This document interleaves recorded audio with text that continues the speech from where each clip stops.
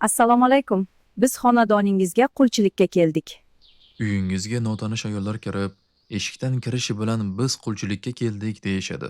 Xo'sh, bu ibora qizingizni qul qilib olib ketish haqidami? Yo'q, unday emas.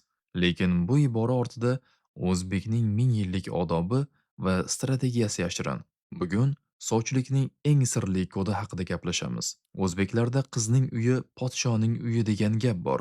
Sovchi bo'lib borgan tomon garchi ular juda boy va obro'li bo'lsa-da, qizning uyida o'zining manmanligini eshik ortida qoldiradi. Qulchilikka keldik deyish, biz sizning oldingizda ojizmiz, sizning roziligingizga muhtojmiz deganidir. Bu qiz tomonning darajasini osmonga ko'tarish usuli. Nega aynan qulchilik? Chunki qiz bola birovning omonati. Ota-ona ko'z qorachig'idek o'stirgan qizini bermoqchi bo'lganda, yigit tomon biz sizga qul bo'lib xizmat qilamiz. Qizingizni xafa qilmaymiz, uni boshimizga ko'taramiz deb va'da beradi. Bu ibora qizingiz biz uchun shunchalik qadrli degan ma'noni bildiradi. Yana shunday iboralar juda ham ko'p. Misol uchun, bir dona gul so'rab keldik. Uylaringizdan bitta chiroq olib ketmoqchimiz. Qizingizga xaridor bo'lib keldik. Bir piyola choy ichib ketgani keldik. Yoki uyingizda bir gul bor ekan, bizda bir bulbul bor deganday.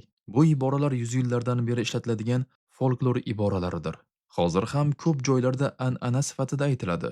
Lekin yigit taraf shu aytgan hurmatli iboralariga amal qiladimi?